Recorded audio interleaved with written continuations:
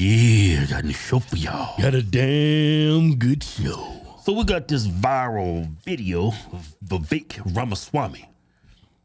I take pride in saying his name. I can say it. Yeah, it took us a while. Vivek Ramaswamy. A lot of people on the right don't even take the time to pronounce this dude's name right. Well, his name is complicated. Yeah, it looks like the alphabet. But anyway, he's having this conversation with Ann Coulter. Yo, you better come correct when you're talking to Ann. Ann don't Come put correct? Up, yeah. She'll check you quick. That's one thing about Ann. She will check you. Say anything crazy. All right, so, but Ann starts off the conversation with, I wouldn't call it crazy. Well, this is how she starts off the conversation. They called it Vivek a Uncle Tom, a sellout, for not pushing back on what she said. What? Yeah, check out how the interview started. It starts off with a monologue, you know, of Vivek, and then it goes to her, and just check it out. Just shut up and show the video. The future of where the conservative movement is headed from here, not just on the issue of national identity or nationalism or immigration, but more broadly. And that's why I brought on today somebody who I think has some thoughtful perspectives on the future direction of our country, of our conservative movement, and on this question of nationalism and national identity, somebody I've been fascinated by for a long time and have interacted with on social media, but for the first time we're having at least a live form conversation in the offline sense of it. It's Ann Coulter. So Ann, thanks for coming on, and I'm looking forward to our conversation today. Me too. Thanks for having me. That was a fantastic opening monologue. I, too, am a fan of yours. I'm going to make a point of disagreeing with you so that it will be fun. You are so bright and articulate, and I guess I can call you articulate since you're not an American black. Can't say that about them. That's derogatory. And that was a great opening segment. Lots of things to talk about there. Oh, and I agreed with many, many things you said during, in fact, probably more than most other candidates when you were running for president. But I still would not have voted for you because you're an Indian. We'll get back to that. What the hell is going on? Well, What's going on? Well, I don't think she likes Vivek. No, you didn't see the entire interview. What, she's joking? No, she's not joking. She's dead serious. But let's go to the first comment about what she said. I guess I can call you articulate because you're not American black. People was criticizing those who said when Obama came around, right? They said, Joe Biden. Yeah, he's articulate and he's like the first one ever articulate and black. Joe Biden said he's black, he's clean, he's articulate. Like black people ain't clean and they can't talk. So it's like when you say that about a black person, it's like derogatory. That's why she made that comment. Yeah. If you so didn't, she's being facetious. Yeah. So if you don't have that backstory, it seems like. Yeah, but she doesn't care. She just says it. When she's talking, it's based on the other things that's happened. If you don't know who Ann Coulter is, and you haven't been paying attention to politics for the last couple of years, she's going to come off like a white supremacist. But really, what she did in that video is she was mocking Joe Biden because the things he said. She's mocking the left. Yeah, she's mocking the left because you always say Trump is racist, but you don't call out the racist thing Joe Biden does. So this whole interview, she's not mocking, she's not being condescending. What you trying to say is she's mocking Joe Biden and the left. Yeah. That's what I was thinking too. Man, shut up, man. But when she said she didn't vote for him because he's Indian. A lot of people say that. A lot of what? A lot of people might say that. I'm not voting for him, he's white. Oh, black people say, I'm voting for him because he's black. Black people say that all the time. Yeah, if that's a white the woman reason why they voted for Obama. That's why she said that, though. She's mocking black people when they say I voted because... No, she's actually dead serious when she's saying that. We're going to go to the second half of the interview? Oh, it's the second half? Yeah. Well, you know black people say that. Well, I know. Maybe she's mocking black people too, man. No, but she's not. She's dead serious. She can... She gives an argument why she said that. Oh, she even presented an argument to what she said? But it exposes like black people. Black people. Yeah. Why did they vote for Obama? He's black. Because he's black. But you can't do that if you're white. I can't say I'm a white person. I'm voting for Joe Biden because he's white. That's what I'm saying. That's what I'm saying. That's why she said that. All right, so let's go to the rest of the interview. So pay attention and just shut up and listen. No, see, you know the reason why you said that to me just now? It's because I'm black. And you don't think I got reading and comprehension skills? Yeah, you don't listen sometimes. Man, get your blocking right. All right, You're always hanging out of the shot. all right. Negro, you need to calm down. You need to get your blocking right. All right, so Every video, man, you hanging out the shot like this. hey, can relax, man. Once you square up with the camera, Okay. you always got your arm hanging out. All right, Kel, we got it. All right, so we're gonna go to the second half of We'll go to it. and she explains why she didn't vote for him because he's Indian. National identity that is the identity of the WASP. And that doesn't mean we can't take anyone else in, a Sri Lankan or a Japanese or an Indian. But the core around which the nation's values are formed is the WASP. We've never had a president who didn't have at least partial English ancestry. Never. No, I think that's an interesting tour through that historical lane, but I want to pick on one point you said, which is citizenship, right? Let's talk about what does it mean to be a citizen of a nation.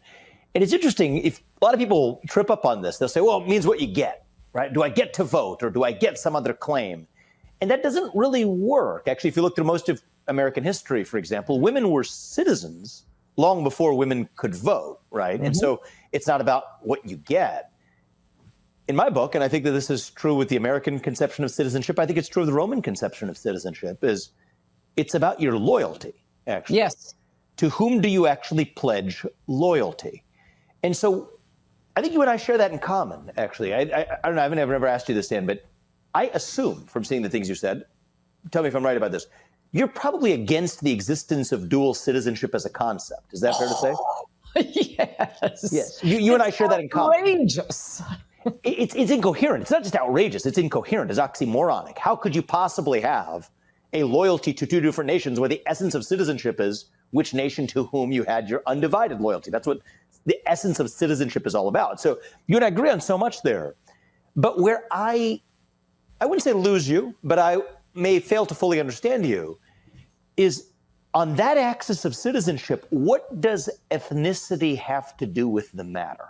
And I think you would be well served, and maybe this could be a great platform for you to do it, to make the case for why that, what you put at WASP basis for the American identity, how is that relevant against a backdrop of which you got the WASP seventh generation descendant of some rich guy on the Upper East Side in Brooklyn that pretends to hate this country because it's the cool thing to do, versus somebody who came here as the kid of immigrants, but pledges loyalty to this country. If loyalty was the axis for citizenship, aren't you actually committing a bit of a sin, reverting back to a conception of citizenship that has nothing to do with loyalty in the first place? It's not so much, it's more... You got a good point. President is different. You have to be natural born, as you know, which, by the way, Ted Cruz is not, basically because of what you were just describing. Where is the loyalty? But I go back to, forget even because you get to this constitutional, legalistic, and I like that stuff, but we'll just put that to one side for a second. But the essence of American identity, I think there's a part of you that believes, I think you basically said so, that part of that identity is tied to a certain Anglo-Saxon heritage of this country, and that you're more American if you vested into that over the course of generations that are descended from that, rather than somebody who came here with a civic commitment to the country, went through the naturalization process, and then their kids may, in some real sense of the word, and the reason I respect you is that you actually have the, so to speak, the stones to be able to say it, is that you think that there's a difference in the status of the Americanness of that person. And that's where I think I disagree with you, but I want to give you the opportunity to air the case for that strand of national identity that I think we ought to just smoke out and be able to have a discussion about. Well, the reason I mentioned the natural born citizen is I'm only talking about President of the United States. So obviously the framers thought there was something different about being president, the one man who holds one entire branch of government in his hands. That is something that the framers did think was so important that you had this deep generation-wide loyalty. And why would they think that? Well, as many said at the time, freedom is a wonderful thing, but it's a very hard thing to learn. And one of the things, and I cite these polls in my book, Adios America, it's striking and depressing that lots of our very best immigrants just do not understand the Second Amendment. They do not get the First Amendment. And you take polls of them, you know, should you have a right to bear arms? Should hate speech be banned? And it's noticeable. Well, I think you not only you find that in immigrants, but have you came across the white progressive? Yeah, he's like, They're even worse than the immigrants. they're worse than the Negroes. So this Anglo-Saxon, you're not voting for him because he's not. Yeah. I mean, I understand what you're saying. You got to have a loyalty to America. Yeah. How can that dual citizenship? How can you be like a lot of Jewish people have dual citizenship. A lot of Mexican immigrants come and have dual citizenship. A lot of people have dual citizenship. How can you have dual citizenships in this country and have the right to vote? Because you're not going to hold. You're not going to have full loyalty to America. You're going to be compromised because a person who comes here and might be a Mexican American. He has dual citizenship. He probably don't care about the illegal immigrants that's coming through. Yeah, and he gets a position with president. Then his loyalty is going to be to the illegal immigrants. Mexicans. And then vice versa. You have Jewish Americans, right? They might have a stronger loyalty to Israel than America. They will put Israel first. If you have a Jewish president, he's going to put, he or her, is going to put his loyalty first. Is going to be, I mean, Ben Shapiro is a perfect example of that. I think, let me say this. Everything she says. Yeah, but I think it's a moot discussion because Vivek, he's actually born here. So she's just not voting for him because he's brown. Yeah, that's she shouldn't say that. Yeah, like we interviewed Vivek. I think his loyalty is to this country. Yeah. You can see it, you can hear it when you speak to him. Yeah, a lot of people don't trust him because he sounds like a damn AI computer. So this dude's got to answer for everything. Yeah, it's got to be something. You know what? Because he's not white. And he came out of nowhere, too. But he came out of nowhere. Yeah, but, okay, to point out something that Ann said, and it's a valid point, is that, like, you look at Ilhan Omar. Mm-hmm. Is her allegiance to America? I don't think so. Hell no. You look at all these foreign-born people, and they went through the naturalization process and became citizens and they got into power here in America. Mm-hmm. Where are their loyalties? It's not to America. Right. You see it over and over and over. Yeah. So her reason why she didn't vote for him, but I get that. But you can't shut up. You just can't write him off because he's brown. Yeah. The things that you express, I wholeheartedly agree with you. Yeah. But he's an American. He was born here. Yeah. Those things don't even apply to him. And you want Anglo-Saxon. I mean, it sounds great, but it's a lot of Anglo-Saxon Democrats here that is destroying this country. Yeah. Yeah. I know it's hard to say, but you're going to have to put your faith in the brown person. Hey, and culture. White people are great, but they ain't perfect. They got that. They have flaws too. Yeah. That's all I'm saying. Yeah. I mean, whatever.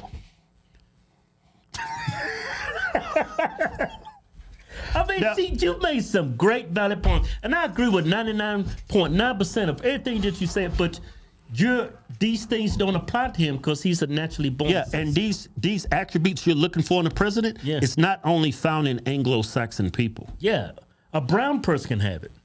They can. Believe it or not, they can. Yeah, they're not genetically inferior. Now the left, they're like calling Vivek like a Uncle Tom. He had no pushback. He'll do anything to get accepted into white society. No. See, he's just an intellectual. He doesn't lose his cool. He doesn't lose his cool like people on the left does. He sat there and had a conversation with her, and I think he proved his point. I think he outwitted her in that conversation. Yeah. And I mean, you seen it right there. People on the left want to censor some of the things that Ann Coulter said, even though she said presented some very legitimate arguments. Even though her arguments don't apply to Vivek because he's a natural born citizen, but some of the things she said in her arguments, they're very valid. They're not stupid. They're not crazy. They're not even racist.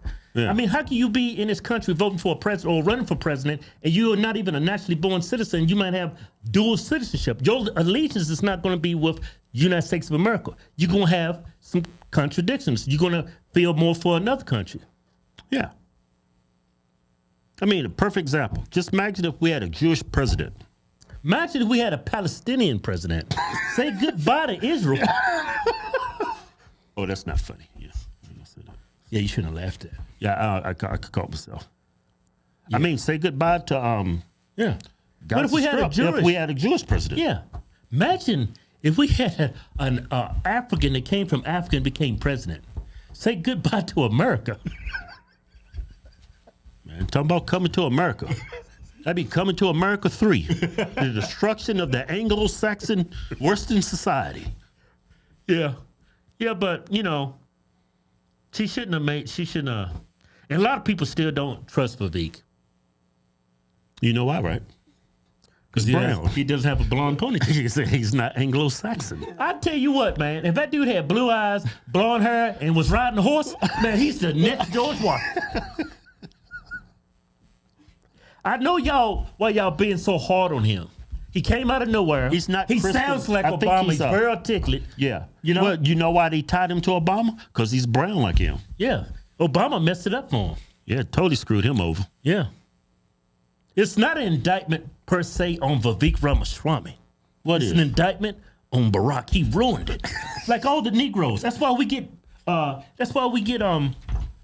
damn man, I got Biden brain. Look, the That's reason why- Hey, man, I'm over here talking. Well, you forgot. What the who say that? That's why we be what you call it when a cop pulls you over because you're black? I forget the term. Racial profiling. Yeah, that's why we get profiled because these other Negroes. Yeah. Out here committing all this crime. Let me That's say this. why Vivek is getting profiled per se politically because of Obama. Yeah. I mean, black people, this is why cops treat us so bad. You know why? Because they ran into a Negro before you and did the cop wrong. Yeah. I'm telling you. And not only do black people get profiled, white people get profiled. If you sagging your pants, you got your hat like this, and you talking like this, they don't care you white. All they see is a nigger. And when they hear Vivek Ramaswamy talk, the first thing that pops in their head is Obama. Yeah. Every time I run some, hey, what do you think about Vivek? Man, He's the exact same shade as Obama, too. Yeah. The only difference, he got that good hair. That's the only difference. yeah. I mean, Vivek like AI, his studio, even a hair on his arms. Pull him back up at the beginning, right at the beginning of the interview. This dude looks like AI. Yeah, at the very beginning, the first like video. a damn supercomputer. Go to that very first video. Him sitting there talking with his monologue. Yeah. That dude like AI. Look at the hair on him. Looks fake. Hands look fake. He ain't got no arthritis. His fingers are perfect. Look, got chapstick on, He ain't everything. got not 1 gram, one little piece of lint on him. Yeah, he ain't got no scars. No razor bumps. Look like he's airbrushed. That dude got shea butter on from head to toe. Got some good comb over action. I mean, can you pull it back up? Can you find one thing wrong with him? Yeah, he's brown. That's what the white people gonna tell him. Show's over.